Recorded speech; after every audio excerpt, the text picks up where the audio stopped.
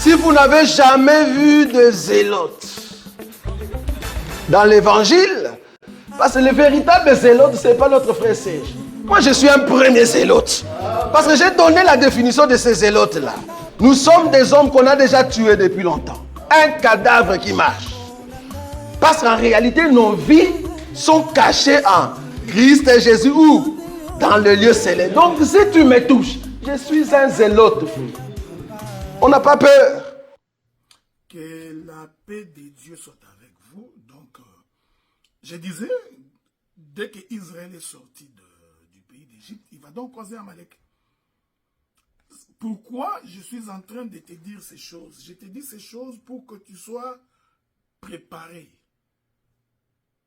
à des défis, pour que tu sois préparé à des challenges, pour que tu sois préparé à des problèmes, pour que tu sois préparé à la résistance. Parce que si tu n'es pas préparé au combat, si tu n'es pas préparé à la résistance, tu fuiras lorsque les difficultés vont arriver. Lorsque les gens vont commencer à te critiquer. Lorsqu'ils feront des faux témoignages sur toi. Lorsque les gens ne te comprendront point. Lorsque les gens s'opposeront à toi, tu risques de fuir. Pourquoi? Parce qu'on ne t'a pas enseigné que ce n'est pas le fait que tu es sorti de l'Égypte qui te dispenserait de plusieurs combats dans ta marche.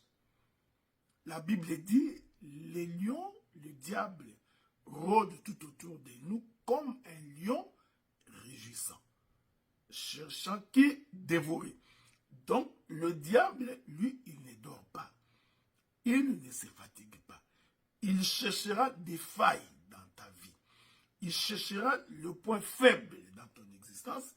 Il cherchera les portes lui permettant d'entrer pour t'atteindre.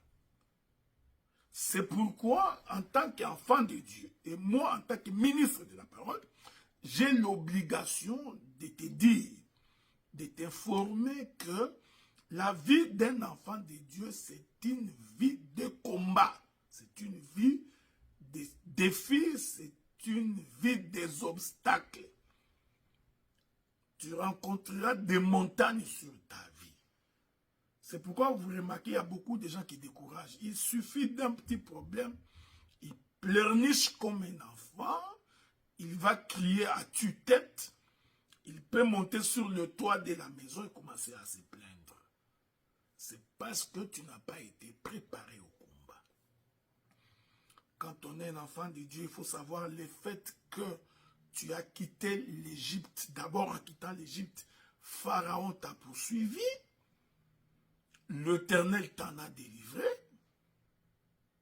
Mais une fois que la mer Rouge a été traversée, dans le désert, tu rencontreras des ennemis. Donc, si aujourd'hui ou après-demain, quelqu'un sur qui tu comptais te déçoit, considérez cela comme étant le combat de ta vie. Considérez cela comme étant les défis, comme étant des montagnes qu'il faut surmonter.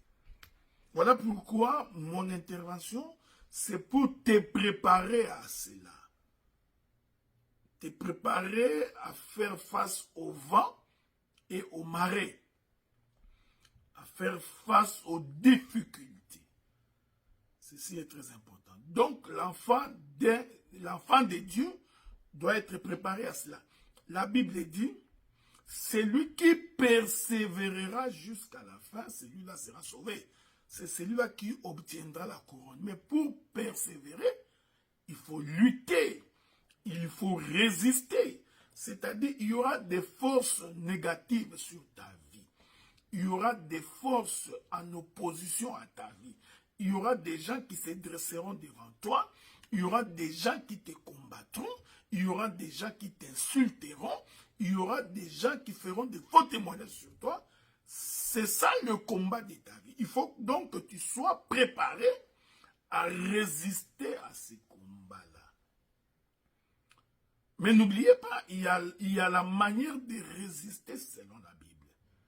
Cette manière de résister selon la Bible, c'est ce que Dieu dit au travers de son serviteur Moïse. Moïse dira à Josué demain matin, je monterai sur la colline ayant dans ma main la verge de l'Éternel. J'aurais bien voulu que nous relisions cette écriture-là. La Bible dit ceci. Alors Moïse dit à Josué, je suis dans Exode chapitre 17, verset 9, choisissez des hommes, sort combat Amalek.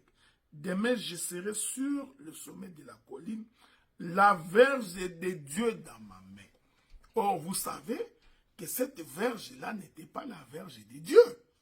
Le jour où Dieu croise Moïse, il lui pose la question, qu'est-ce que tu as entre tes mains? Moïse répond, j'ai une verge. Dieu dit, jette-la par terre, elle devient un serpent, reprends-la, elle redevient un bâton, elle redevient la verge. On est d'accord? Mais Moïse appelle cette verge-là que c'est la verge de Dieu.